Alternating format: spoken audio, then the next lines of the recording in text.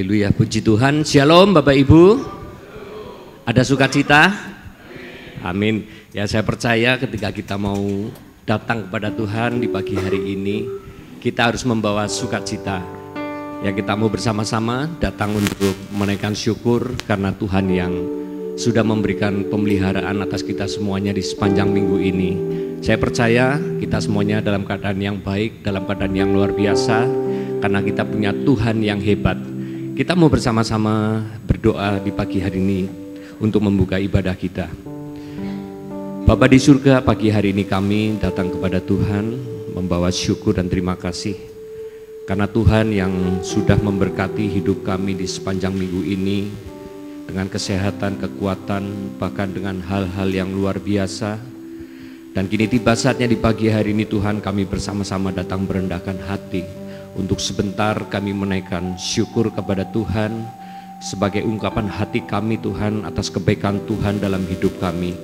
Engkau yang memimpin untuk ibadah di pagi hari ini Tuhan. Ketika kami boleh menaikkan setiap pujian di pagi hari ini, biarlah hadirat-Mu itu turun menaungi, memenuhi gereja-Mu di pagi hari ini Tuhan.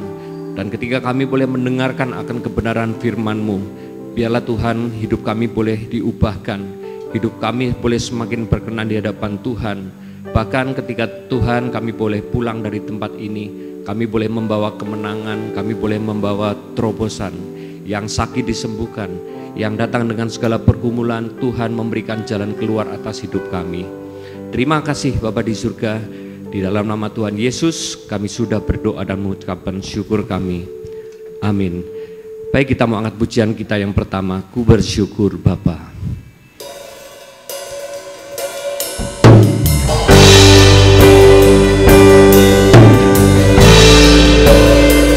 Haleluya.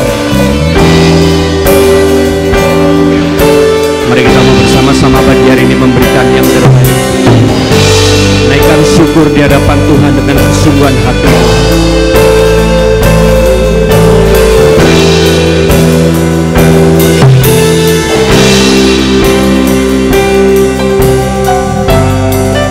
Banyak yang kau perbuat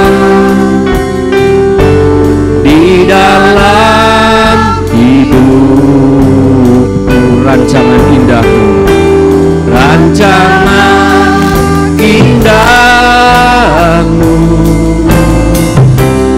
terjadi di hidupku.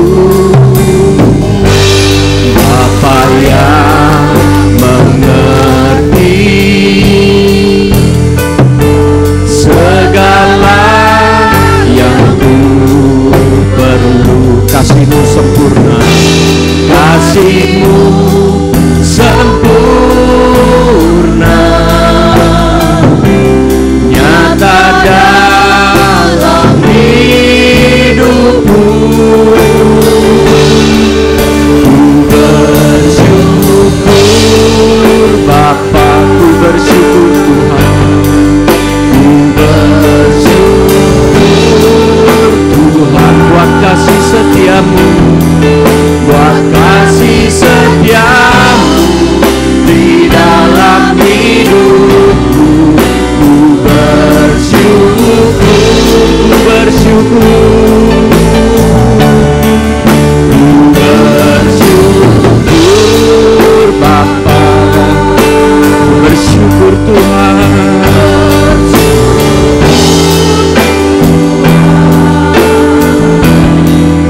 Buat kasih setiamu di dalam hidupku.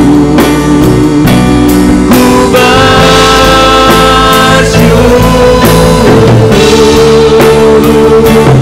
Tuhan. Mari kita mau bersama-sama bangkit berdiri. Kita mau katakan lebih lagi, banyak yang kau perbuat.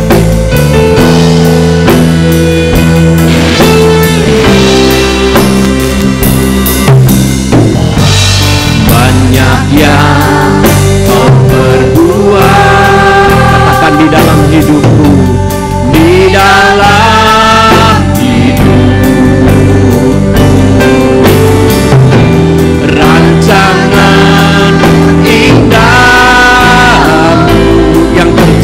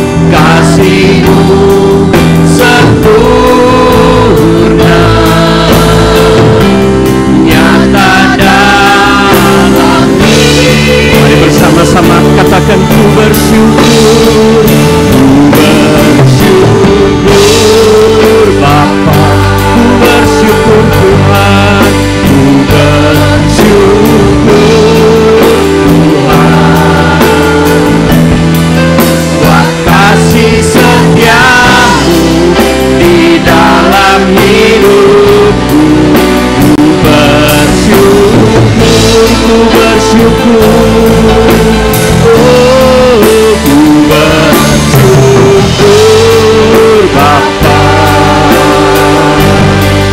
ku bersyukur Tuhan, buat kasih setiamu di dalam hidupku. Ku bersyukur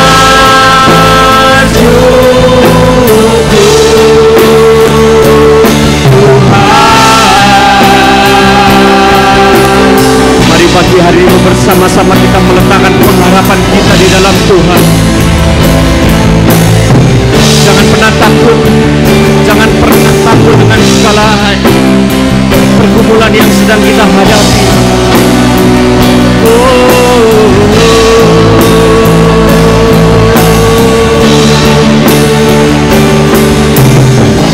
Tak ada lembah kelam yang telah ku lewati tanpa hadirmu. Katakan hatiku takkan gentar, hatiku takkan gentar, sebab ku tahu tanganmu yang menopangku. Tak ada lembah gelap, tak ada lembah gelap yang telah ku lewati tanpa hadirmu. Yes, hatiku takkan gentar Tuhan, hatiku takkan gentar, sebab ku tahu tanganmu yang menopangku. Kaulah Yesus, Kaulah Tuhan, hanya Kau ku percaya. Katakan Kaulah Yesus, Kaulah Yesus, Kaulah Tuhan, harapan hidupku. Ku bersyukur Bapa. Mari naikkan syukur kita di hadapan Tuhan pagi hari ini. Berikan yang terbaik melalui pujian-Mu. Kasih setiamu Di dalam hidupku, ku bersyukur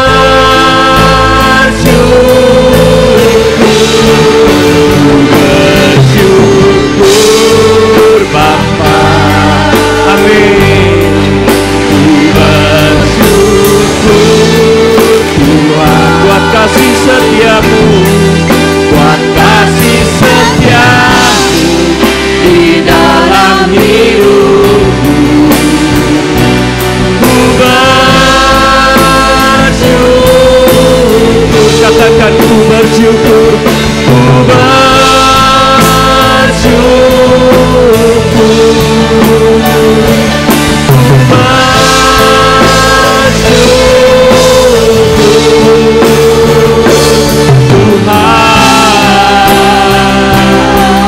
kami bersyukur Tuhan buat kasih setiamu,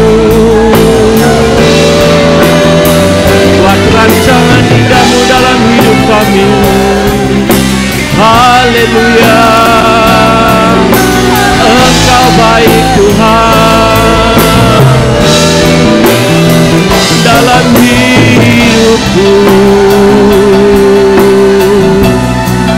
Terima kasih Tuhan. Kami mau bersama-sama merindukan akan hadirat-Mu di pagi hari ini. Sebab Engkau Allah yang layak disembah, layak ditinggikan. Segala hormat pujian bagi-Mu.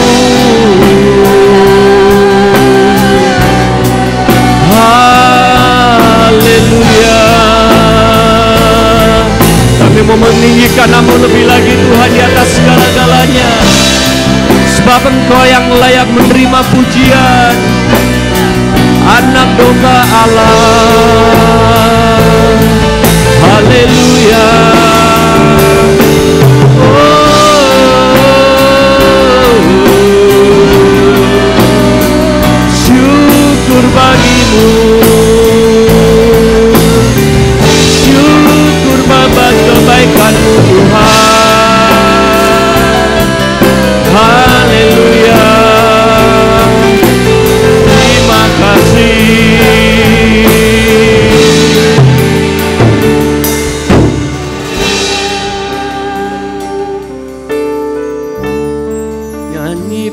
pujian bagimu Tuhan, pujian bagimu Tuhan,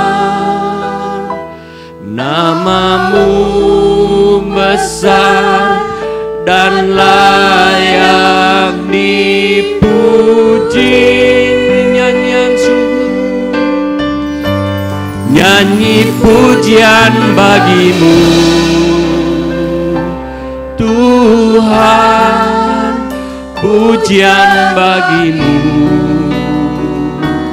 Tuhan, namamu besar, namamu besar dan layak dipuji. Mari bersama-sama nyanyi pujian bagimu, nyanyi pujian bagimu. Yes Lord, Tuhan, pujian bagimu. Kami mau meninggikan namamu lebih lagi Tuhan. Yesus, Kau yang bertahta di dalam setiap pujian pagi hari ini, besar dan layak dipuji. Nyanyi pujian bagimu, nyanyi pujian bagimu. Yes Tuhan, Tuhan, pujian bagimu Tuhan, namamu besar, namamu besar dan layak dipuji. Mari sekali lagi angkat suara nyanyi pujian. Amin. Tuhan, pujian Tuhan, namamu besar dan layak dipuji. Pujian bagimu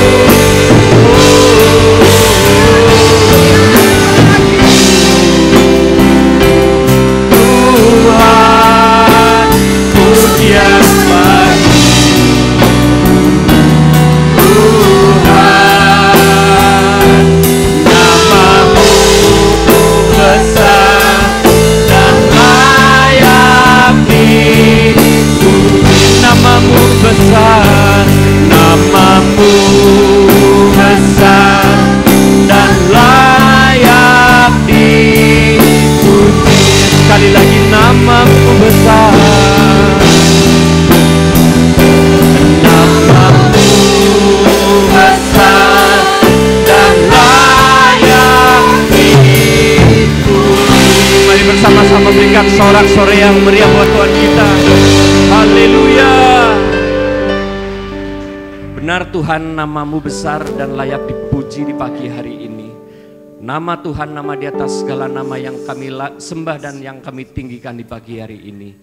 Terima kasih Tuhan untuk hadirat-Mu, untuk lawatan-Mu di pagi hari ini. Kami percaya Tuhan, hadirat-Mu sudah memenuhi gereja-Mu di tempat ini.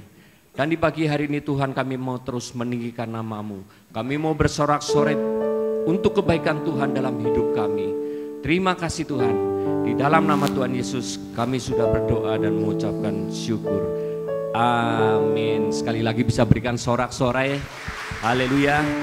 Baik Bapak Ibu, sebelum kita menaikkan pujian, kita mau memberikan tos yang terbaik Bu untuk kanan kiri kita, katakan Tuhan kita baik. Haleluya. Ya, pemazmur mengatakan, dia mengatakan bahwa kebaikan Tuhan itu tidak pernah bisa terukur ya. Kasih setianya Tuhan itu panjang dan lebarnya melebihi lautan. Kita mau angkat pujian ini bersama-sama. Tiada terukur besar kasih setiamu. Haleluya.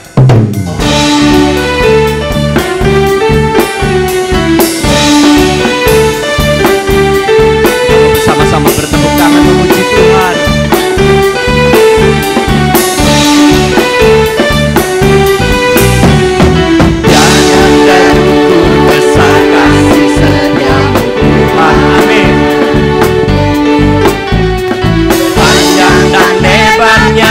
Melebihi lautan, jauh tinggi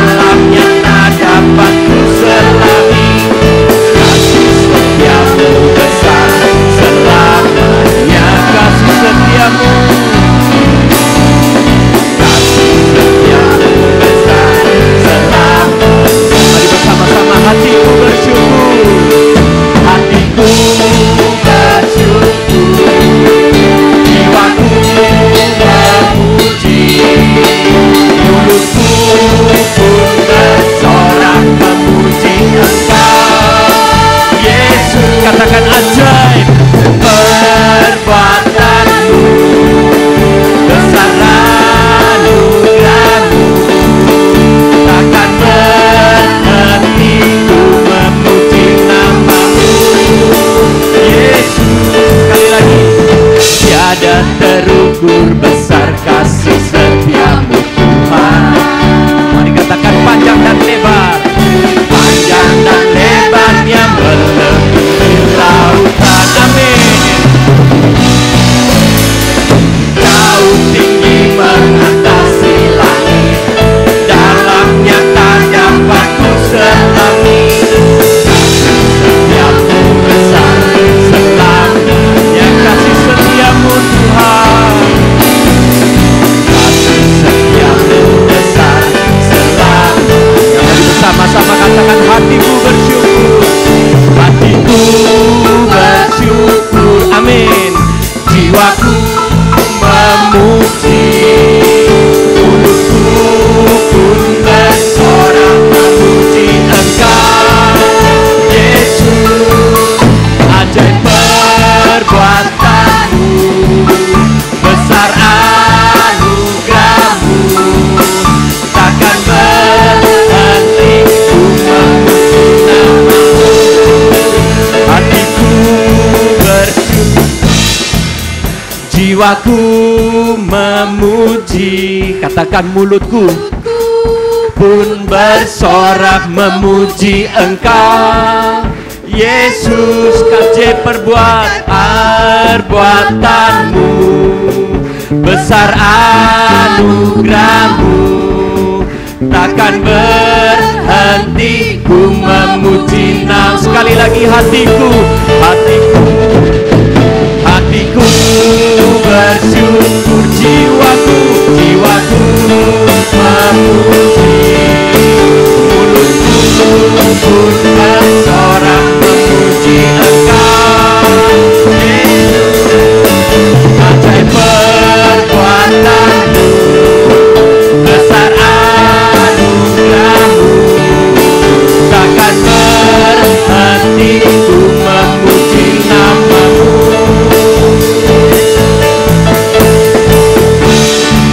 Haleluya. Silakan dulu Bapak Ibu semuanya.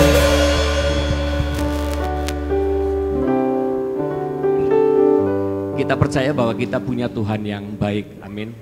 Meskipun kita dalam kondisi, dalam pergumulan, ya, mungkin itu dalam keluarga, mungkin itu dalam keuangan, tapi Tuhan yang kita ikuti adalah Tuhan yang terus menopang untuk kita semuanya. Kita mau bersama-sama pagi hari ini mengatakan Dia sungguh baik. Haleluya.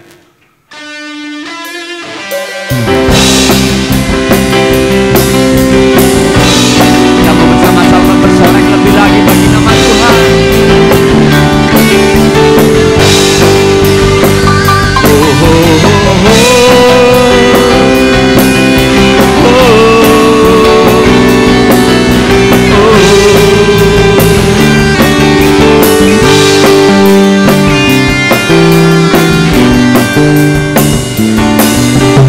Dia mati bagiku, Dia bangkit bagiku. Tuhan Allah menjamah. Katakan kuasa maut dipatahkan, hidupku dipulihkan.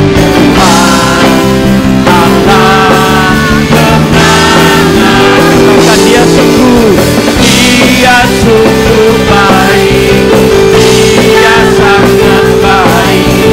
Yesus, Dia baik bagi. Sekali lagi Dia sungguh baik, Dia sangat baik. Yesus, Dia baik bagi. Mari sekali lagi kita mengatakan Dia mati bagiku. Dia mati bagiku, Dia bangkit bagiku. Tuhan Allah menjamah. Kuasa maut dipatahkan, hidupku dipulihkan. Tuhan Allah kenanganku. Dia sungguh baik, Dia sangat baik. Yesus, Dia baik banget. Sekali lagi Dia sungguh baik. Amin.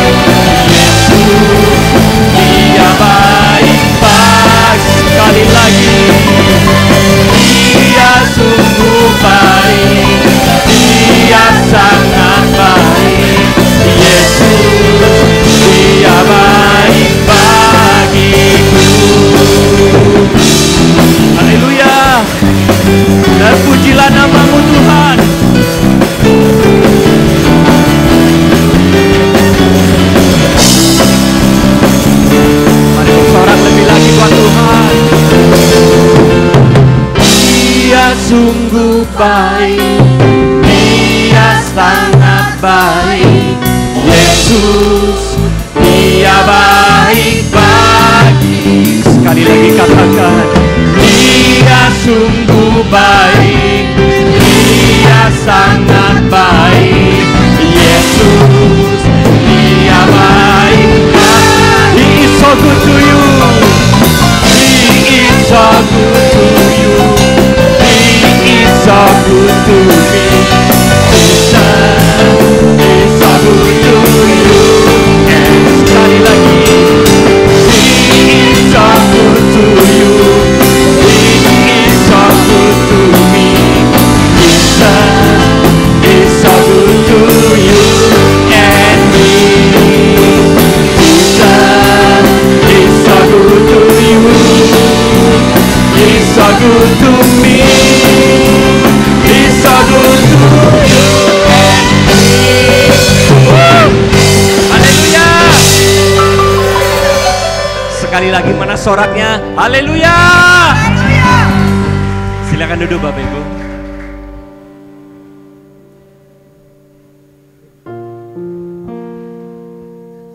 Firman Tuhan di dalam Yakobus pasal yang pertama di ayatnya yang ke-12 mengatakan, berbahagialah orang yang bertahan dalam pencobaan, sebab apabila ia sudah tahan uji, ia akan menerima mahkota kehidupan yang dijanjikan Allah kepada barang siapa yang mengasihi Dia. Nah Bapak Ibu, mari di pagi hari ini saya mengajak untuk kita semuanya yang hadir, kita mau belajar untuk tetap setia, kita mau tetap belajar untuk apa? Taat. Ya, apa yang sudah dijanjikan Tuhan untuk kita semuanya, yaitu mahkota kehidupan, itu nanti akan kita terima ketika kita apa? Tahan uji dalam menghadapi segala pergumulan hidup ini. Kita mau bersama-sama menaikkan pujian ini. Tak akan pernah ku sesalin mengiring Yesus. Haleluya, terima kasih Tuhan. Tak akan pernah ku sesali mengiring Yesus sepanjang hidupku, lewati lembah air mata, ku saksikan kemuliaan-Mu dinyatakan. Berapapun harga yang harus ku bayar, ku kan tetap setia melayani, mengasihi-Mu, mengiring-Mu seumur hidupku. Janji-Mu kan tetap ku pegang teguh, sampai ku dapat mahkota kehidupan. Mari sekali lagi bersama-sama kita mau katakan, tak akan pernah ku sesali, tak akan pernah ku sesali mengiring Yesus sepanjang hidupku, lewati lembah air mata, ku saksikan kemuliaan-Mu dinyatakan. Berapapun harga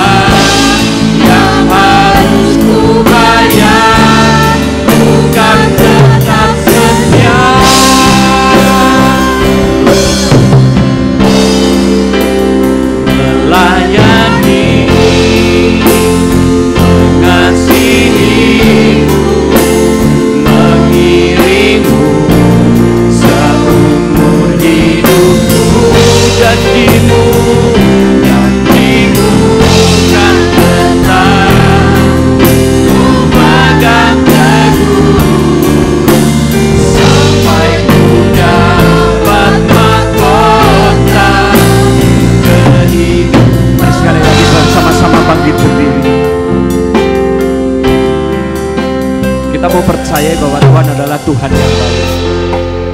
Dia yang tidak pernah meninggalkan, Dia yang terus memberikan janji-janji atas kita semuanya. Mari pagi hari ini kita jangan pernah ragu untuk mengiring Yesus. Meskipun melewati lembah air mata, kita akan bersama-sama menyaksikan kemuliaan Tuhan. Saksikan kemuliaan dinyatakan. Berapapun harga yang harus ku bayar, bukan tetap setia.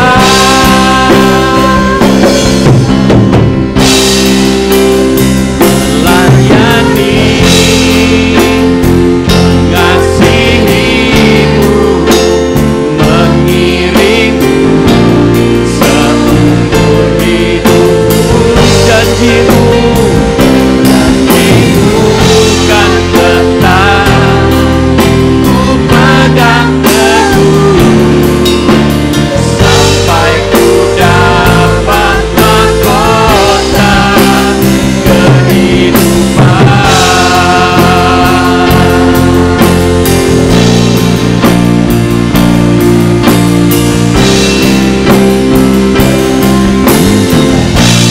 Sekalipun tubuh dan batinku lenyap, tetap Kaulah Tuhan selamanya.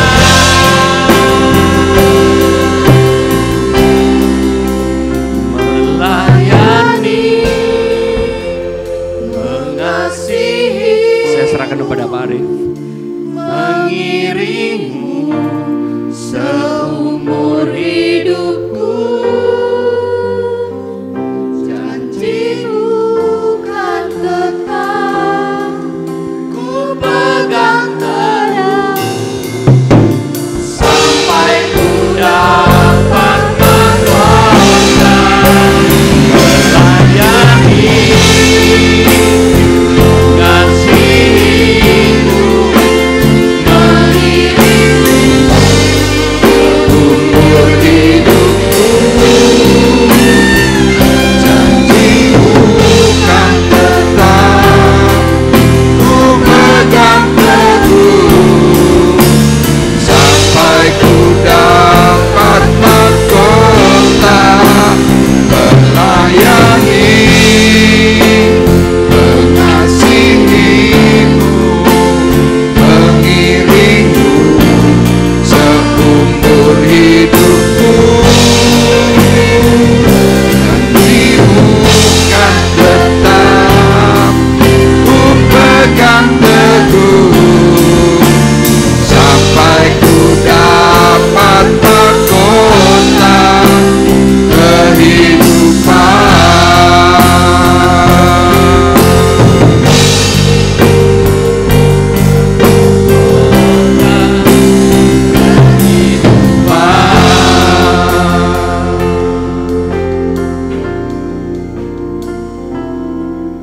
Kita akan bersama-sama berdoa.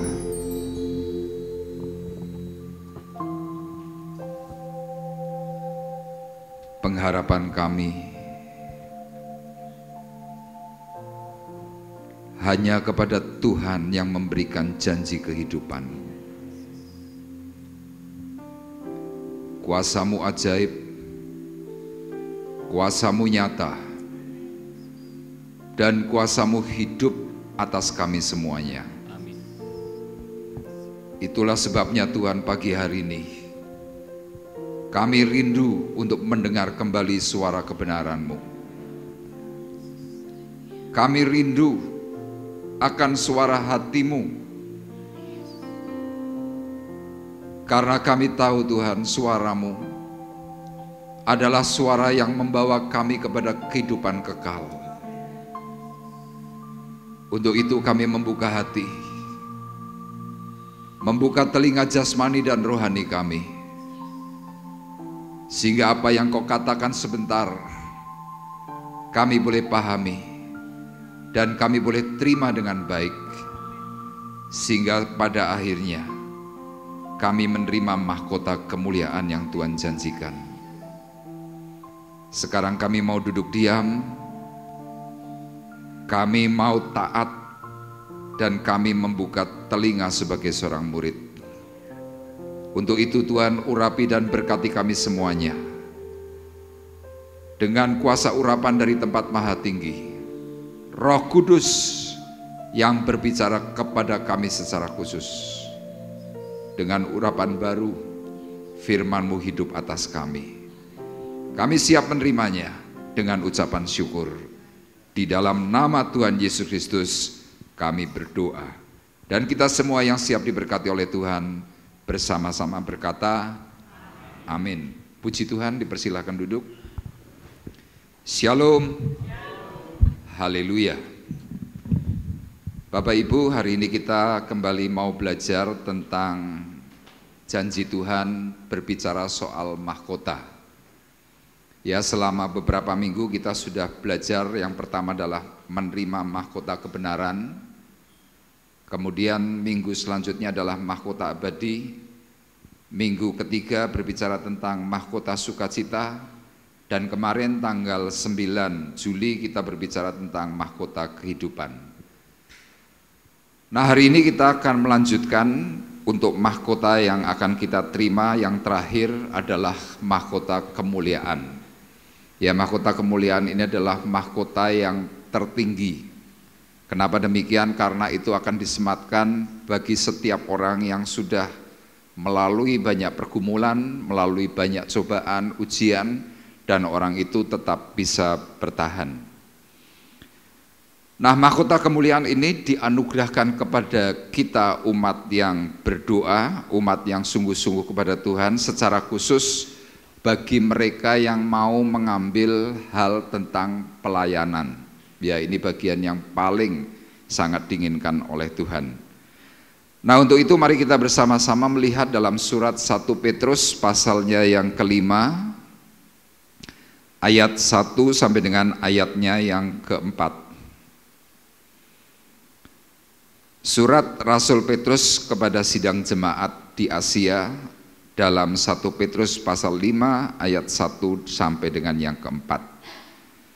Dan nanti kita akan mengeksposisi mulai dari ayat 1 sampai dengan ayatnya yang ke-11. Sudah saya tulis di layar LCD, nanti akan dipandu oleh Saudari Rosa. Saya akan baca ayat pertama, ayat ganjil, Bapak Ibu ayat genap. Demikian perkataan firman Tuhan. Aku menasihatkan para penatua di antara kamu, aku sebagai teman penatua dan saksi penderitaan Kristus, yang juga akan mendapat bagian dalam kemuliaan yang akan dinyatakan kelak. Gembalakanlah kawanan domba Allah yang ada padamu, jangan dengan paksa, tetapi dengan sukarela sesuai dengan kehendak Allah, dan jangan karena mau mencari keuntungan, tetapi dengan pengabdian diri. Janganlah kamu berbuat seolah-olah kamu mau memerintah atas mereka yang dipercayakan kepadamu, tetapi hendaklah kamu menjadi teladan bagi kawanan domba itu.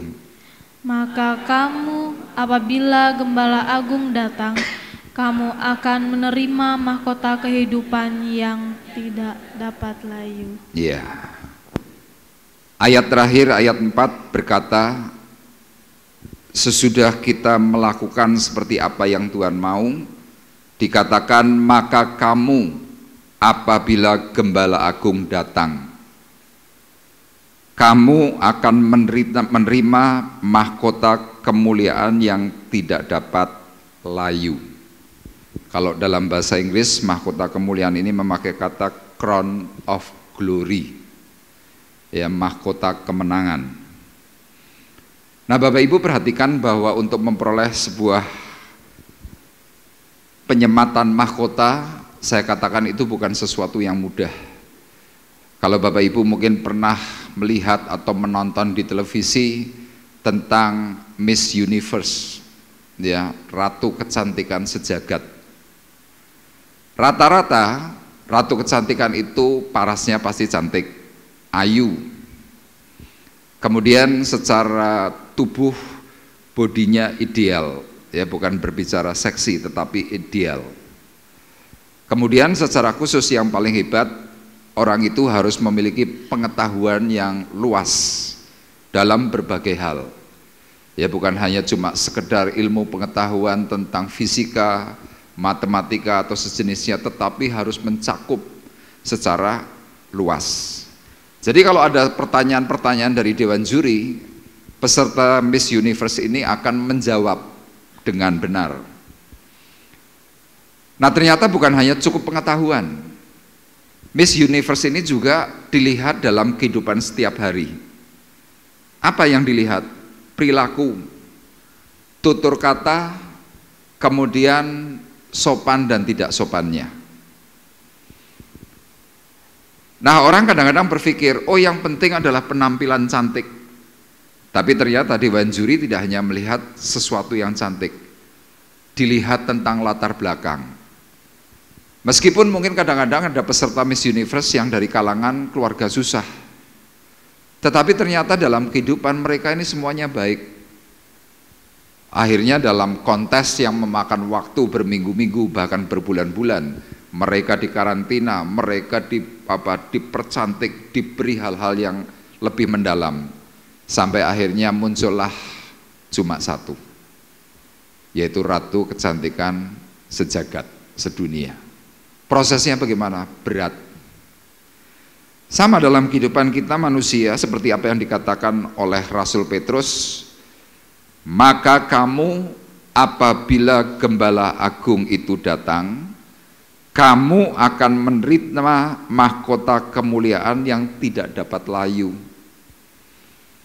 Kalau mahkota yang di dunia mungkin bisa hilang, tetapi kalau mahkota yang dikatakan oleh Tuhan itu akan kekal selama-lamanya.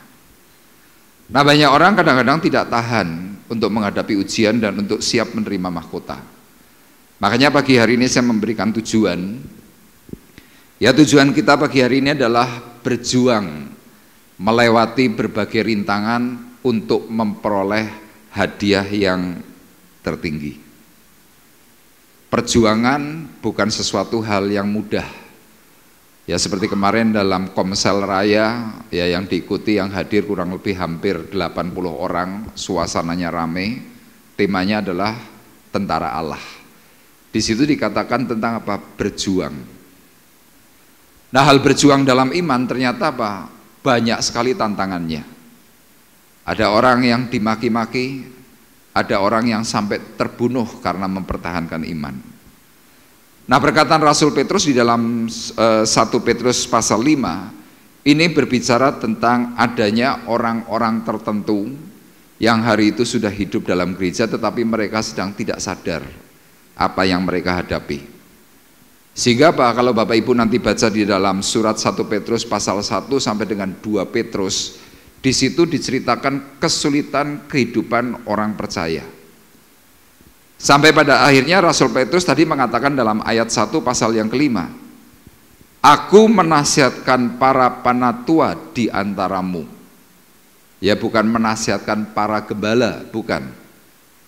Seringkali ayat dalam 1 Petrus pasal 5 banyak sekali sidang jemaat berkata, oh itu khusus untuk gembala. Kenapa? Karena dalam ayat 2 dikatakan, gembalakanlah kawanan domba Allah. Jadi secara otomatis sidang jemaat langsung berpikir, oh ini bagian untuk para gembala. Yang bisa menerima mahkota kemuliaan itu hanya khusus untuk gembala-gembala.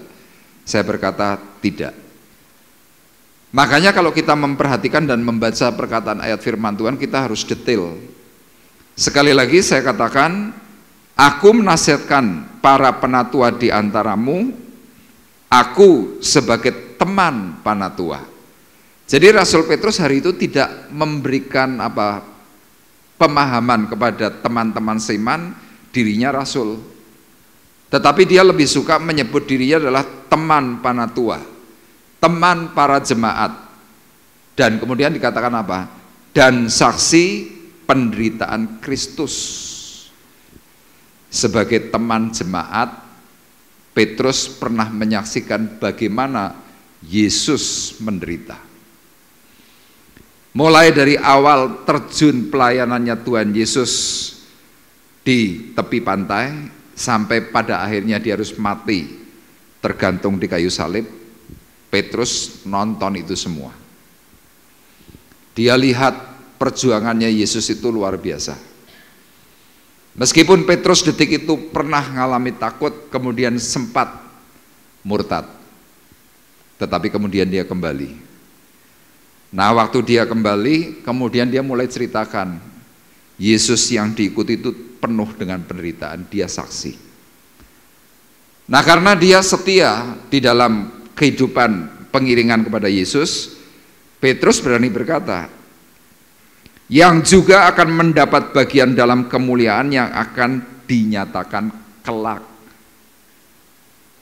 Jadi Bapak Ibu harus yakin, bukan hanya para gembala yang nanti bisa menerima mahkota kemuliaan, tetapi saudara dan saya sebagai orang yang sungguh-sungguh kepada Tuhan, saudara nanti berhak menerima mahkota kemuliaan.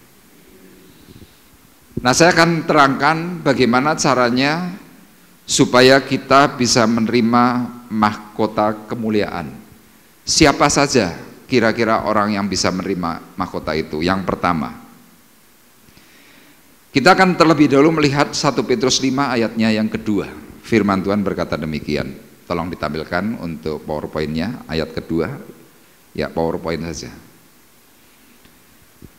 Gembalakanlah kawanan domba Allah yang ada padamu, jangan dengan paksa, tetapi dengan sukarela sesuai dengan kehendak Allah, dan jangan karena mau mencari keuntungan, tetapi dengan pengabdian diri. Hal yang pertama untuk kita bisa menerima yang namanya mahkota kemuliaan, mahkota yang paling tinggi, Tuhan mengajarkan supaya apa? Kita harus mau memulai dengan menjagai keutuhan kesatuan, menjagai keutuhan kawanan domba Allah. Makanya ayat ini berkata apa? Gembalakanlah kawanan domba Allah yang ada padamu. Saudara ini sekarang lagi duduk dalam lingkup ini, saya menyebut saudara adalah kawanan, sekelompok, satu grup, satu gereja. Ini disebut tadi kawanan domba Allah. Nah, yang memiliki kawanan ini bukan saya. Di sebelah Bapak Ibu ada orang-orang yang Bapak Ibu kenal. Bukan hanya cuma pasangan suami istri, anak menantu, ya, kemudian anak dan orang tua, tidak hanya cuma sekedar itu. Tetapi ketika saudara duduk bersama sebagai sidang jemaatnya Allah, saudara ini adalah orang yang masing-masing bertanggung jawab satu dengan yang lain. Orang seringkali berkata bahwa kalau sidang jemaat Tuhan itu yang bertanggung jawab adalah gembalanya. Memang secara institusi gereja, secara aturannya gembala bertanggung jawab kepada jemaat. Makanya tugas gembala itu paling berat. Kenapa? Karena memperhatikan orang yang kadang tidak mau diperhatikan. Lah, ini yang paling repot. Kalau saya memperhatikan orang yang saya mau perhatikan dan orang itu mau saya perhatikan, gampang. Tapi kadang-kadang ada orang yang diperhatikan malah ngelawan. Terus sebagai gembala harus gimana? Gak mungkin ngusir, gak mungkin berkata pedes. Makanya saya berulang kali memberikan contoh. Simbol dari pengembalaan kalau di dalam jari kita, jempol itu adalah untuk para rasul, jari telunjuk untuk nabi, jari tengah itu untuk penginjil, jari manis itu untuk gembala, guru itu jari kelingking. Semua jari kecuali jari manis, semuanya bisa bergerak bebas, bisa bebas, bisa bebas, bisa bebas. Tapi kalau jari manis sebagai simbol gembala, bisanya bagaimana? Mantuk-mantuk. Coba saudara angkat tanganmu, coba kita praktekkan bersama-sama yuk. Angkat tanganmu, coba mana tanganmu? Nah saudara punya 5 jari, coba sekarang langsung jari manis, bisa nggak digoyang kanan kiri? Tapi ininya jangan goyang, telapaknya jangan goyang.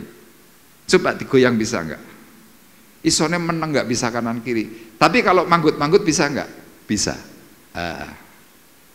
Jadi seperti saya ini gembala, bisanya bagaimana? Nggih. Kalau saya sekali waktu ngomong tidak bisa, saudara mesti marah.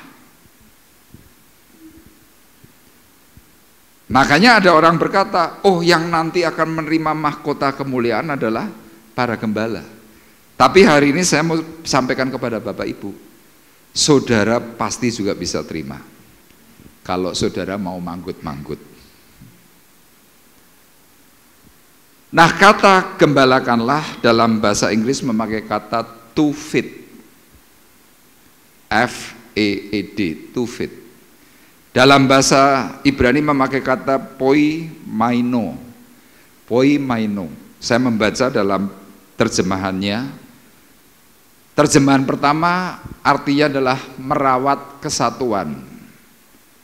Jadi kalau saudara punya teman, saudara memperhatikan, kemudian saudara melakukan yang namanya interaksi, saling berbagi, sering sharing, sering berbagi dalam banyak hal, itu namanya merawat kesatuan.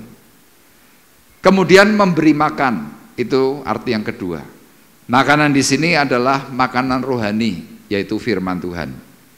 Jadi Bapak Ibu sering bisa antara satu dengan yang lain, kadang-kadang ada orang yang lemah iman. Saudara sebagai seorang yang dalam tanda kutip penggembala, saudara bisa memberi makan orang itu.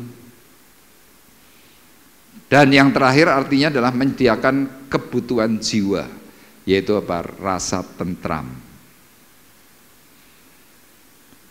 Kadang seorang gembala sidang, seorang pendeta belum tentu bisa mendekati salah satu dari antara jemaat, belum tentu. Tapi Bapak Ibu di antara masing-masing salah satu, mungkin ada jemaat yang tidak cocok dengan gembala sidang. Saudara yang diminta oleh Tuhan, gembalakanlah, poimaino. Saudara bisa melakukan pendekatan. Ini yang namanya menjagai keutuhan kesatuan. Jadi kalau saudara di dalam gereja, di dalam tubuh Kristus, saudara memberikan rasa tentram, rasa nyaman. Saudara di hadapan Tuhan, saudara punya predikat gembala. Tapi ada di dalam gereja bukannya memberikan pengembalaan, bukan to feed, tetapi justru orang itu memberi racun. Setiap hari kerjaannya ngapain?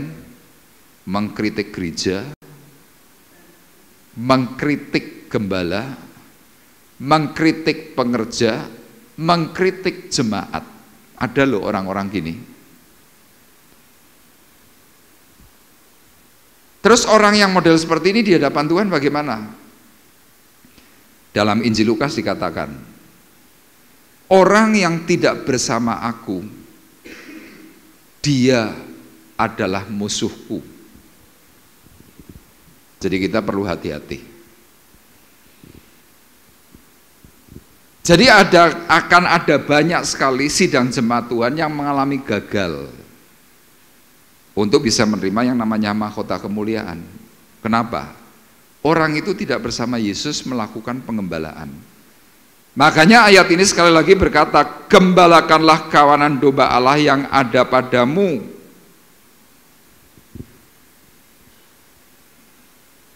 Dalam bahasa Inggris memakai kata feed the flock of God among you, talking the oversight.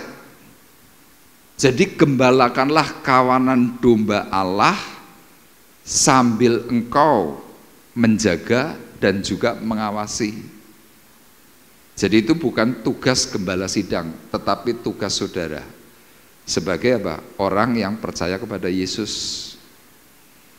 Kalau dalam bahasa Indonesia kan agak sedikit berbeda artinya. Di sini dikatakan, gembalakanlah kawanan domba Allah yang ada padamu, jangan dengan paksa.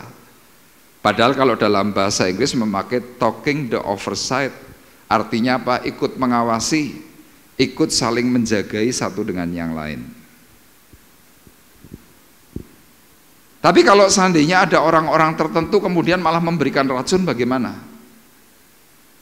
Ya nggak apa-apa, itu hak. Tapi jangan lupa, orang itu sedang berhadapan sendiri dengan Allah. Makanya saya berkata, kalau ada orang-orang seperti itu, saudara nggak usah ngelawan, saudara nggak usah terus ikut jelek-jelekin, nggak usah. Biarkan saja, doakan dia. Kenapa? Orang itu meskipun hidup dalam Tuhan, meskipun mungkin sudah aktif di dalam gereja, tapi tidak membangun tubuh Kristus. Makanya nanti Bapak Ibu baca dalam pasal 4, di situ ada banyak sekali penjelasan. Nah, Petrus hari itu mulai dengan perkataan ayat 1. Aku menasihatkan para penatua di antaramu, aku sebagai teman penatua dan saksi penderitaan Kristus yang juga akan mendapat bagian dalam kemuliaan yang akan dinyatakan kelak. Ini loh, aku berbicara sebagai temanmu. Aku meyakini bahwa aku suatu hari nanti akan menerima kemuliaan. Kamu pun juga harus terima kemuliaan itu. Caranya bagaimana? Jagai keutuhan kesatuan. Jagai keutuhan kawanan domba Allah yang ada padamu. Kalau sampai saudara keluar jalur dari apa yang Tuhan sedang inginkan, kita perlu hati-hati. Mungkin hari itu hidupmu kelihatannya semuanya aman. Ekonomimu mungkin juga semua baik. Segala sesuatu yang kau nikmati rasanya, oke, nggak masalah. Tapi nanti ada titik tertentu, Tuhan akan bicara dengan orang itu secara keras. Pasti itu. Kenapa? Di sini saya tuliskan, coba tampilkan tulisannya. Poin 1. Ya. Nasihat Petrus atas jemaat yang dilayani berkaitan dengan adanya orang-orang tertentu yang tidak menyadari bahwa iblis di akhir zaman semakin gencar untuk mengadakan perpecahan atas gereja Tuhan. Yang diserang adalah para senior gereja karena mereka bisa membawa pengaruh. Jadi kalau saudara pelajari dalam surat Petrus ini yang saya tuliskan. Yang diserang adalah para senior. Senior itu siapa? Yang sudah terjun pelayanan, yang sudah khotbah, yang sudah jadi worship leader, yang jadi singer, yang penerima tamu, perjamuan kudus, itu diserang. Kenapa diserang?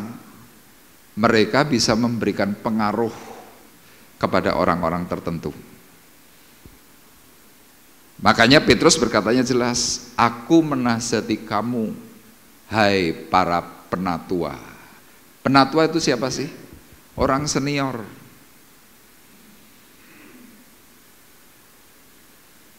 Kalau secara job desk pelayanan gereja, penatua itu struktur. Tapi kalau saudara sudah ambil bagian, meskipun saudara bukan struktur dalam pengurusan gereja, Anda masuk penatua. Makanya ketika hatimu sedang tidak cocok, hatimu mungkin sedang nggak karuan, kemudian saudara mulai kasak kusuk, saudara sedang dibawa oleh iblis, oleh setan untuk apa? Melakukan yang namanya perpecahan. Bapak Ibu lihat, kenapa gereja pecah? Tadi ada senior-senior. Kalau jemaat baru, jemaat biasa, nggak datang ke gereja atau mencoba mempengaruhi orang, nggak ngereken, nggak urusan.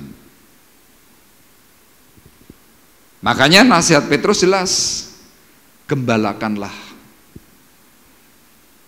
jagai kesatuan, rawat, beri makan, sediakan kebutuhan tentang kesatuan jiwa yang bersifat apa? Beri rasa tentram. Kalau saudara tidak bisa dinasihati, saudara sudah gagal untuk terima kemuliaan. Itu hal yang pertama. Kemudian dilanjutkan oleh Petrus hal yang kedua dalam ayat 5 dan ayat 6, tolong dibacakan.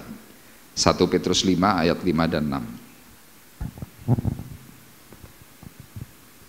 Begini firman Tuhan, demikian jugalah kamu, hai orang-orang muda, tunduklah kepada orang-orang yang tua, dan kamu semua rendahkanlah dirimu seorang terhadap yang lain. Sebab Allah menentang orang yang congkak, tetapi mengasihani orang yang rendah hati. Karena itu rendahkanlah dirimu di bawah tangan Tuhan yang kuat, supaya kamu ditinggikannya pada waktunya. Iya. Jadi kalau Petrus berkata gembalakanlah, tapi malah mengacaukan, ya nggak apa-apa. Yang kedua Petrus berkata, demikian jugalah kamu, hai orang-orang muda, tunduklah kepada orang-orang yang tua. Muda di sini artinya apa? Muda secara rohani, tua secara rohani. Nah, di dalam surat 1 Korintus pasal 3 ayat 11 berkata, pasal 11 ayat 3. Kepala dari tiap laki-laki ialah Kristus. Kepala dari tiap-tiap perempuan ialah laki-laki. Kepala dari Kristus ialah Allah. Itu garis komando. Dalam ayat ini Rasul Petrus berkata, hai orang muda, tunduklah kepada orang-orang yang tua.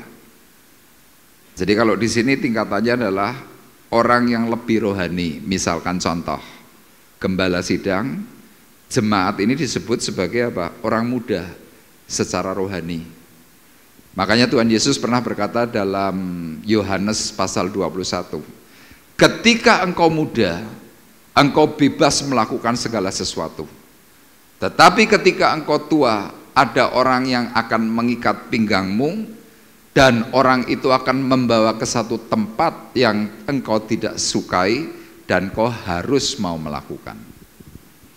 Itu berbicara apa? Kalau orang rohaninya masih rendah, melakukan hal-hal yang nakal, bebas saja. Tapi begitu rohanimu sudah mulai meningkat senior, engkau mulai seperti diikat pinggang. Engkau nanti akan ditarik oleh orang, ayo kamu harus begini, ayo kamu harus begitu, dan saudara harus nurut. Nah, dalam ayat ini dikatakan, demikian jugalah kamu, hai orang-orang muda, tunduklah kepada orang-orang yang tua. Kenapa Rasul Petrus berbicara ini? Ada konflik, ada internal konflik, dan mereka ternyata apa? Tidak ada yang mau ngalah. Yang tua, yang senior merasa kamu harus nurut, yang muda berkata, gak bisa, kenapa kamu harus ngatur-ngatur aku? Kira-kira begitu. Petrus kemudian berkata, dan kamu semua rendahkanlah dirimu seorang terhadap yang lain. Jadi hal yang kedua ini, kenapa Petrus sampai memberikan peringatan yang keras?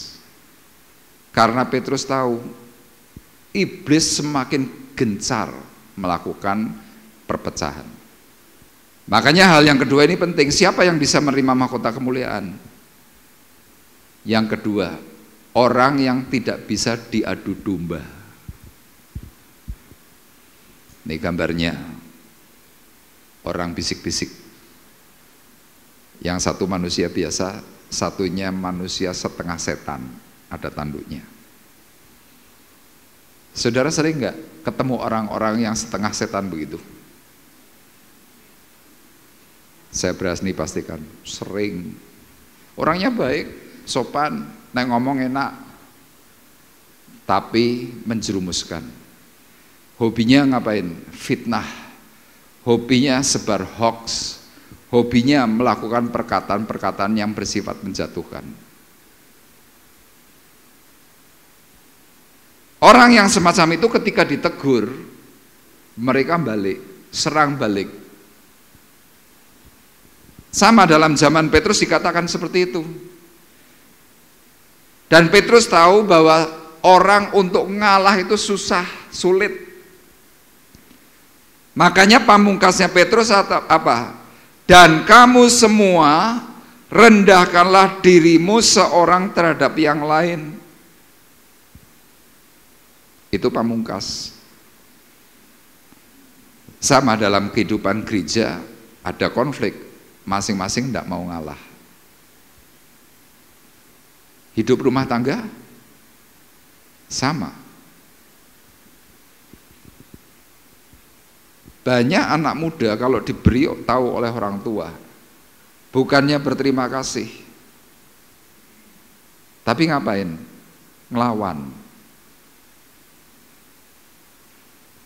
Cerewetlah, kunolah, berisiklah, macam-macam omongan.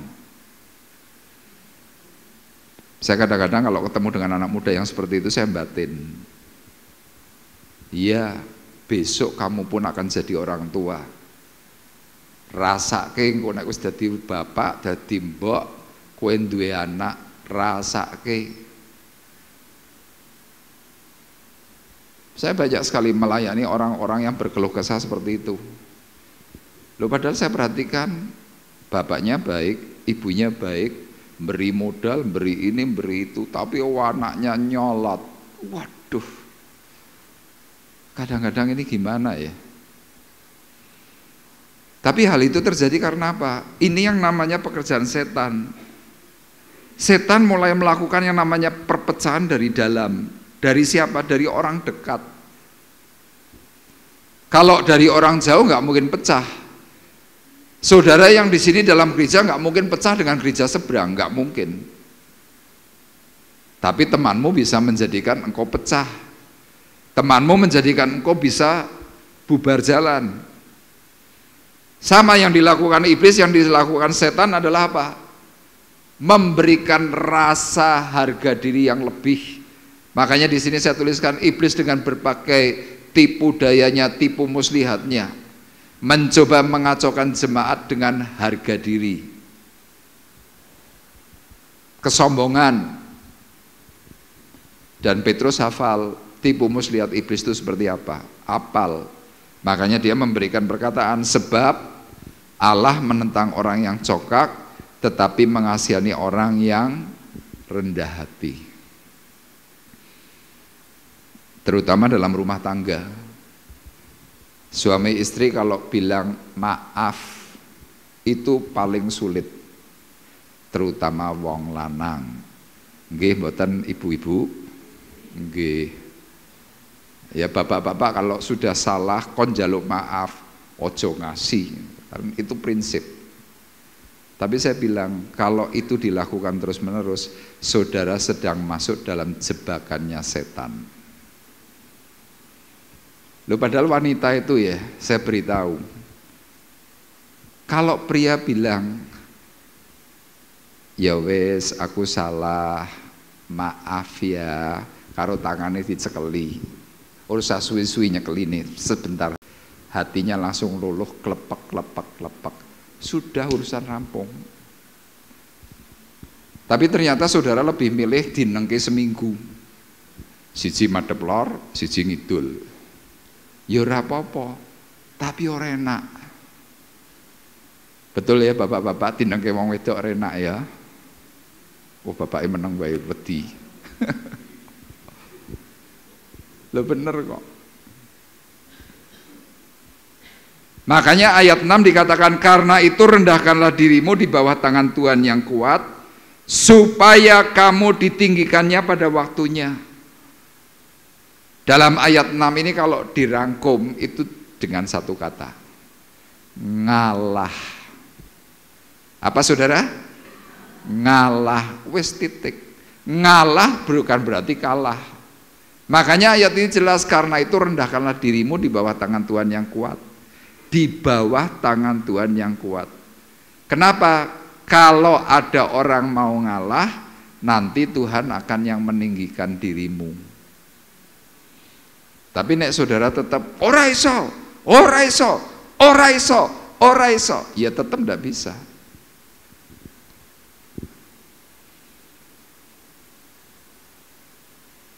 Dulu saya seperti itu, waktu belum kenal Tuhan. Wes menang-menangan sebulan ya ora apa-apa, kuat-kuatan. Meskipun jujure ya ora kuat. Coba Bapak Ibu coba nanti berani jujur enggak? Nek lagi neng-nengan kuat apa ora? Jujure kuat apa ora? Bapak Ibu, halo. Nek neng-nengan kuat apa ora?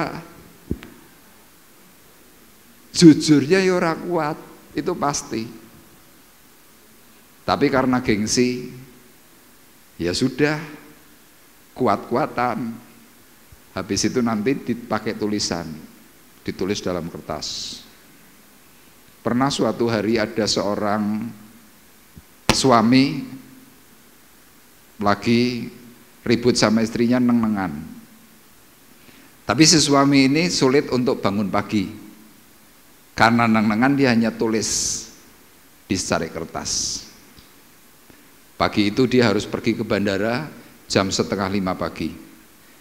Malam hari dia tulis begini, istriku tolong besok jam 3:30 aku dibangunkan.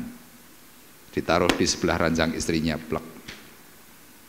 Ternyata bangunnya jam 8 pagi, suami ngamuk, ngomyang-ngomyang, muna-muni. Kemudian si istri jawab, gak usah marah, dibaca dulu, dibaca tulisannya. Pah bangun, sudah jam 3:30. Sing salah sopo. Dan nulis ya sudah, jawabannya kan sama, kan sudah benar. Suaminya cuma gini, edan. Salah dewe ora gelem jak ngomong. Ini loh. Firman Tuhan mengajarkan, karena itu rendahkanlah dirimu di bawah tangan Tuhan yang kuat, supaya kamu ditinggikannya pada waktunya. Kalau orang tidak bisa diadu domba, orang tidak bisa diadu dengan hal tipu muslihat iblis, saudara sudah punya satu langkah menang untuk bisa terima yang namanya mahkota kemuliaan. Tapi kalau saudara sampai ngikuti apa yang iblis katakan, iblis itu tidak berbentuk, iblis itu tidak real, tapi iblis akan bisa mempengaruhi pikiranmu.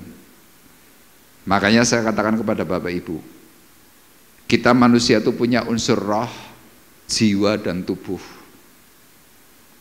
Rohmu yang sudah percaya kepada Yesus itu tidak bisa diintimidasi.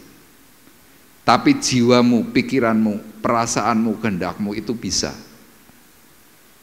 Makanya lihat, kalau iblis sedang mencoba mengacaukan hidupmu, caranya bagaimana? Ya dengan pikiran. Diberi bisikan, diberi omongan, diberi bisikan, diberi omongan, diberi bisikan, diberi omongan. Sekali nggak mempan, 2 kali nggak mempan, 3 kali juga nggak mempan. Tapi 4 kali biasanya pasti jebol. Kenapa jebol? Karena pikiran itu sudah mulai merasuk. Saya pernah berikan contoh, ini real simple, terutama kepada wanita. Coba Bapak Ibu ketemu dengan wanita. Kalau saya yang ngomong, misalkan nih saya ngomong sama Rosa nih, Ros, wajahmu ada fleknya loh. Ngomong sekali nggak mempan. Besok ketemu lagi ngomong, Ros, fleknya tebal ya. Masih belum mempan. Ketiga kali saya ngomong dia pasti ambil kaca, ngoco. Padahal mungkin tidak ada. Tapi karena penasaran akhirnya apa? Mulai percaya. Mulai dibegini-beginikan, pergi salon. Mulai dirawat.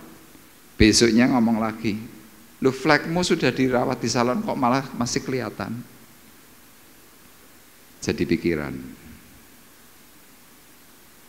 Itu cara kerjanya setan, kira-kira seperti itu. Memberikan pengaruh, memberikan dampak intimidasi atas pikiranmu sehingga engkau kacau. Dan orang yang dikacaukan oleh setan dan oleh iblis akhirnya apa? Mudah diadu domba, termasuk di dalam rumah tangga. Makanya Pak Bekti pernah bicara, pernah ngomong, kalau ada orang ngomong, telinga kita harus pakai filter yang tebal.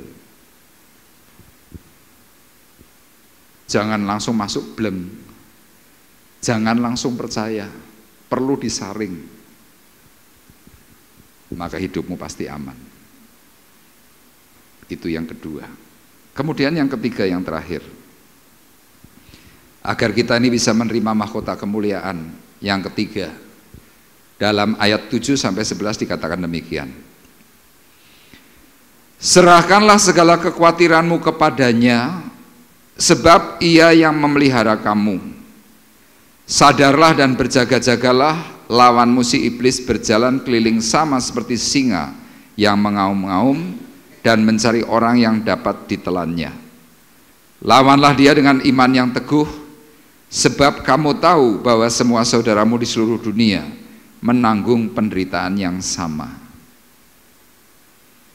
Hal yang terakhir, yang ketiga, kalau engkau ingin terima mahkota kemuliaan, yang ketiga, kita harus bisa memiliki iman yang tangguh.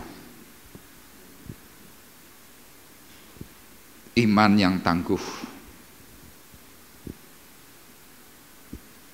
Iman yang resisten. Kenapa harus resisten? Karena waktu engkau resisten terhadap sesuatu yang jahat, engkau akan bisa berpikir secara baik. Nah, ada orang-orang tertentu ketika sedang mengalami yang namanya konflik, problem, ya, rasa-rasanya kita ini sudah tidak punya jalan keluar. Sama dalam hidup keluarga kan begitu. Engkau dibawa dalam sebuah pikiran, pikirannya sudah mulai menentukan, ini enggak bisa, ini enggak bisa. Kita mulai timbul rasa khawatir, perasaan cemas, perasaan bingung menghadapi situasi. Petrus berkatanya jelas, serahkanlah segala kekhawatiranmu kepadanya, sebab ia yang memelihara kamu. Kenapa nasihat ini ditambahi dengan kata-kata sebab ia yang memelihara kamu? Artinya Rasul Petrus hari itu sedang berbicara begini, kamu hari ini susah, kamu hari ini problemmu berat, serahkan kepada Tuhan, kira-kira begitu. Nah, orang susah kadang-kadang kan mikirnya berat. Petrus ngomong, coba diingat, flashback sebentar. Dulu dari kecil sampai hari ini, buktinya kamu masih hidup. Inilah yang dikatakan apa? Sebab ia yang memelihara kamu. Paulus menambahkan dengan perkataan apa? Pencobaan-pencobaan yang kamu alami adalah pencobaan biasa yang tidak melebihi kekuatanmu. Katakan amin. Jadi kalau saudara sedang berkata, ora kuat, aku sudah enggak kuat, tunggu dulu. Sudah nyerah sama Tuhan belum? Oh sudah, tapi aku masih punya banyak masalah. Enggak apa-apa. Sekarang lihat, flashback.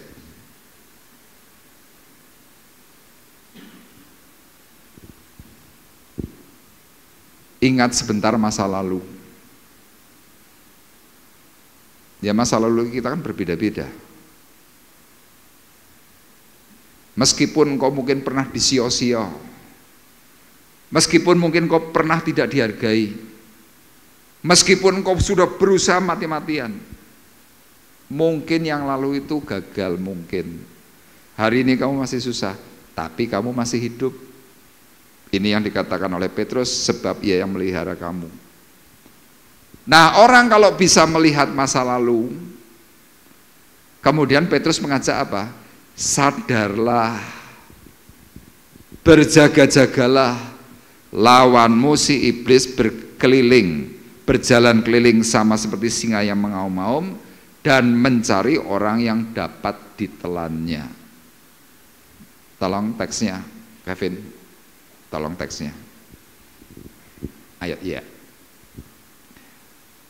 Jadi kalau kita ini sudah mau mengerti bahwa oh aku sudah dipelihara, masih ada masalah, Petrus berkata sadarlah, berjaga-jagalah, lawanmu si iblis berjalan keliling sama seperti singa yang mengaum-ngaum.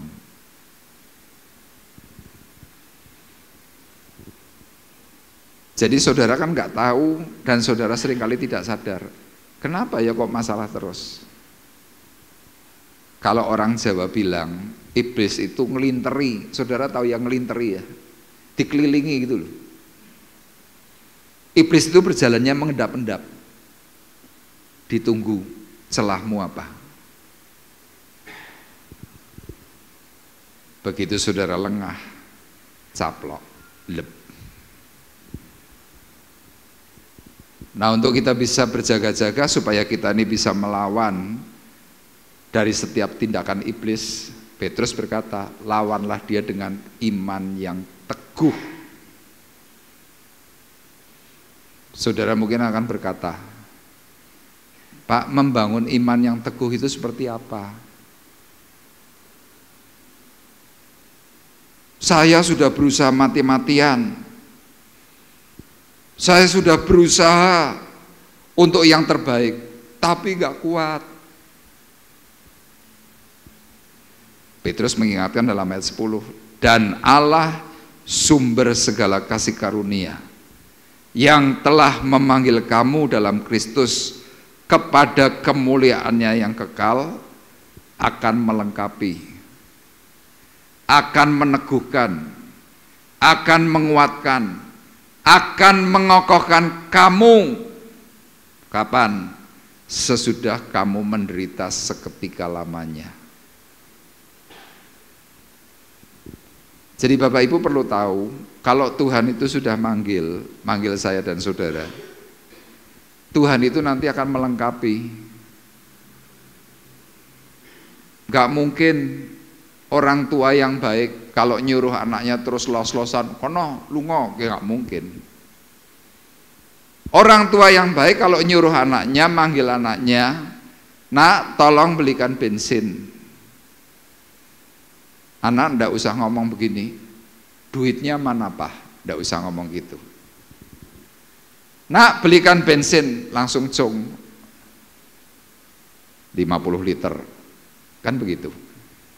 Sama, firman ini berkata, Allah sumber segala kasih karunia yang telah memanggil kamu dalam Kristus kepada kemuliaan yang kekal akan melengkapi.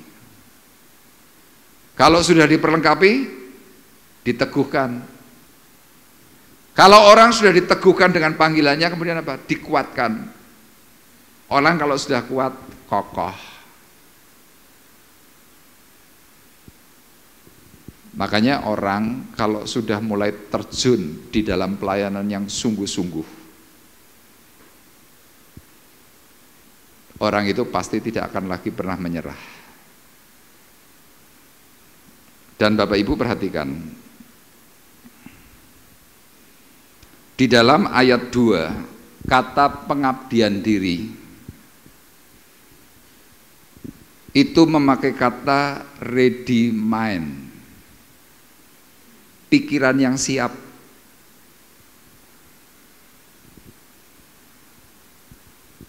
Kenapa tidak memakai bahasa yang lain? Tetapi kenapa seorang yang mengabdikan diri itu kok memakai kata mempersiapkan pikiran, ready mind?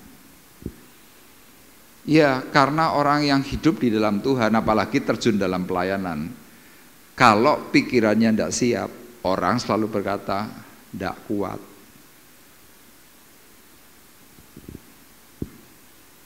Seberapa banyak dari antara kita yang kadang mungkin sudah terjun dalam pelayanan, tapi kita masih berkata, aku nggak kuat. Ini banyak. Kenapa nggak kuat? Pikiranmu nggak siap dicerca, nggak siap diomong orang, nggak siap menderita. Banyak orang kan ketika mulai hidup dalam Tuhan, apalagi terjun dalam pelayanan, orang berpikirnya nanti akan apa? Dihormati, disanjung-sanjung. Petrus berkata itu semuanya salah. Kenapa salah tadi? Harus dengan pengabdian diri. Di dalam ayat sebelumnya, ayat 2 tadi dikatakan apa? Jangan kamu mau mencari keuntungan. Ada loh orang terjun pelayanan yang pertama karena apa? Ingin dihormati, ingin dihargai, dan ada yang cari uang. Jadi kalau sudah terjun pelayanan kemudian nunggu diberkati.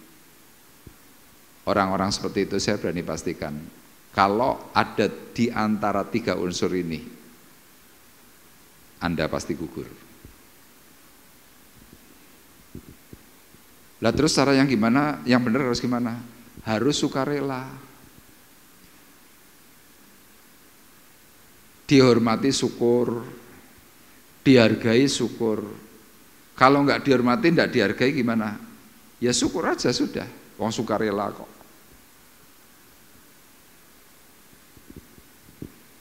Nah kita lebih banyak kadang-kadang mencari penghormatan. Makanya bagi Bapak Ibu yang kadang-kadang mungkin kalau tidak disalami, kalau mungkin kau tidak diaru-arui, kau tersinggung, saya berkata hati-hati. Buang itu jauh-jauh. Kenapa? Untuk menerima mahkota kemuliaan itu perlu yang namanya kerendahan hati. Kok bisa Pak? Iya, di surga tidak ada orang sombong. Makanya tadi saya katakan, untuk menerima mahkota kemuliaan kita ini perlu berjuang. Ujian kita masih banyak, rintangan kita masih banyak. Kalau saudara tidak kuat dari mulai hari ini, ya waktu Tuhan itu sudah tidak lama. Kalau kita berkata, aku tidak kuat Tuhan, Tuhan cuma ngomong, serahkanlah semua persoalanmu kepada Tuhan. Nanti Dia akan yang bereskan. Amin. Tuhan memberkati.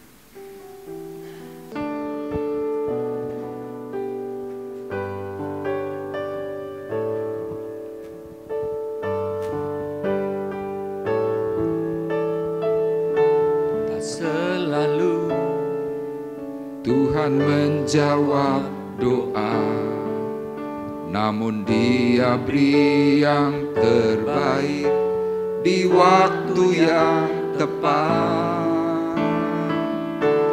Izinkanlah Tuhan untuk bekerja, yang mustahil menjadi mungkin oleh karena percaya.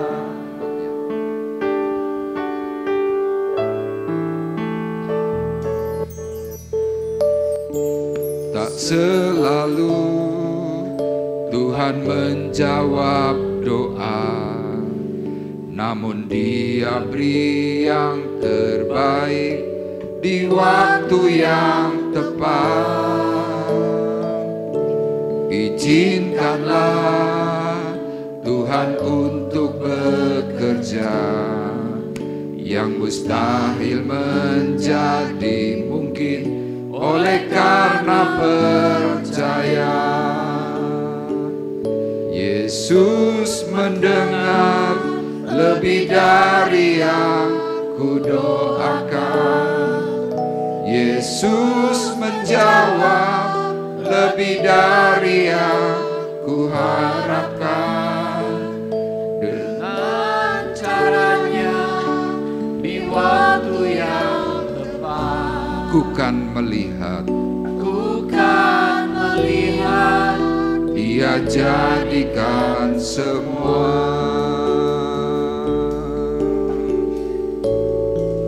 Tak selalu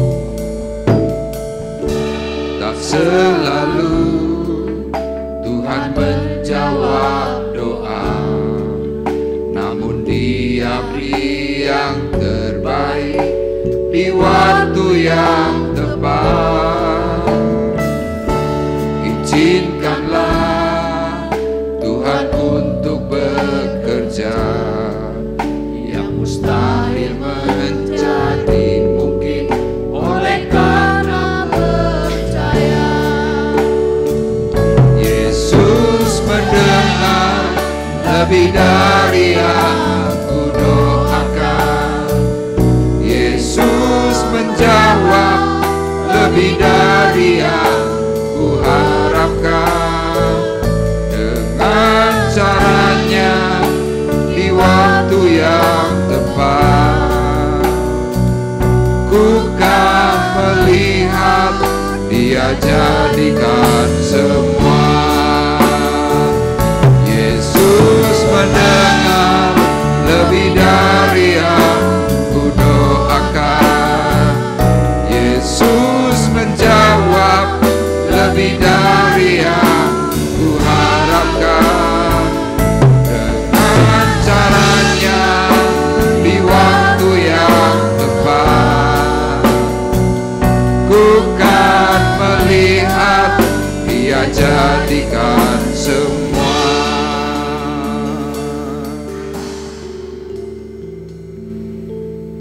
Nasihat Rasul Petrus kepada sidang jemaatnya. Gembalakanlah kawanan domba Allah yang ada padamu. Kata gembala memakai kata feed dalam bahasa Inggris, bukan kata shepherd.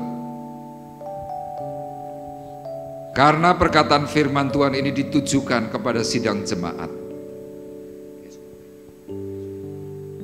Nasihatnya adalah jagai keutuhan kesatuan.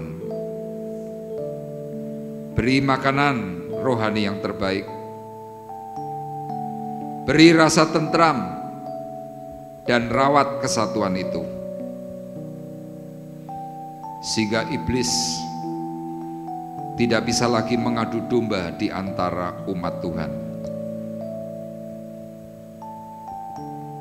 Iblis akan selalu mencari celah. Iblis mencoba selalu menghancurkan, memporak-porandakan apa yang sudah dibangun oleh Tuhan. Untuk itu anjuran yang terakhir, Petrus berkata, milikilah iman yang tangguh di dalam Tuhan. Terus sadar, terus berjaga-jaga, bahwa lawanmu si iblis tidak akan pernah tinggal diam. Tidak akan pernah rela kalau engkau masuk dalam kerajaan kekal, yaitu surga. Dan kau mungkin sudah berdoa sekian lama, sekian waktu, tapi rasa-rasanya doamu sedang tidak terjawab. Jangan putus asa, kata Tuhan, karena Dia pasti akan memberikan waktu yang terbaik, waktu yang tepat. Untuk itu izinkanlah Tuhan yang bekerja, bukan dengan caramu, tetapi cara Tuhan. Bukan dengan pikiranmu, tetapi pikiran Tuhan. Kalau engkau percaya, engkau tidak ikut mengambil bagian yang salah, doamu sudah didengar, dan doamu pasti sebentar akan dijawab. Mari bangun iman percayamu kepada Tuhan. Tak selalu Tuhan menjawab doa, namun Dia beri yang terbaik di waktu yang tepat. Izinkanlah Tuhan untuk bekerja, yang mustahil menjadi mungkin oleh karena percaya. Yesus mendengar lebih dari yang ku doakan. Yesus menjawab, lebih dari yang kuharapkan. Dengan caranya di waktu yang tepat, ku kan melihat Dia jadikan semua.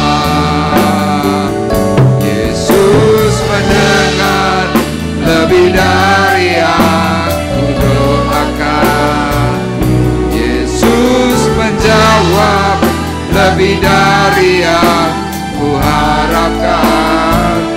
Dengan caranya di waktu yang tepat, ku kan melihat Dia jadikan semua. Ku kan melihat Dia jadikan semua. Ku kan melihat Dia jadikan semua.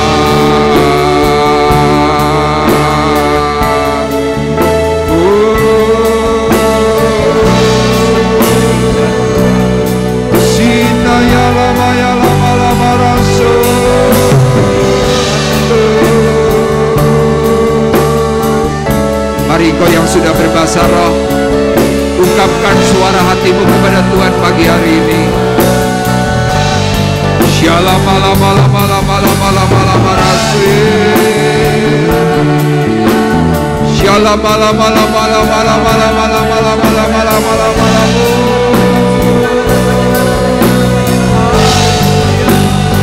Shiramaya lama ya lama. Ungkapkan hatimu, ungkapkan hatimu. Shalom Rasul,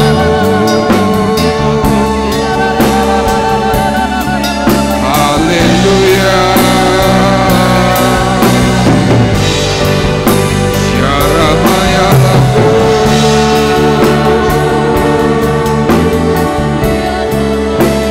Siramaya lama laku.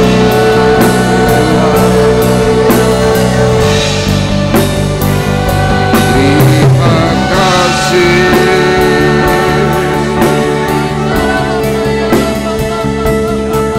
terima kasih,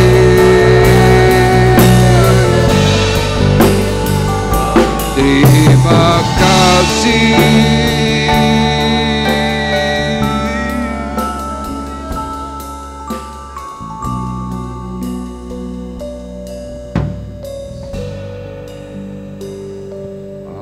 Aku punya Tuhan yang besar, yang telah berjanji sanggup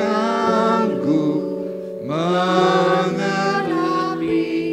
Firman-Mu bersepakat, percaya kuasa-Nya. Ku terima sekarang kemenangan dari-Mu. Aku punya Tuhan yang besar, amin, yang telah berjanji dan sanggup menggenapi. Iman-Ku bersepakat, percaya kuasa-Nya. Ku terima sekarang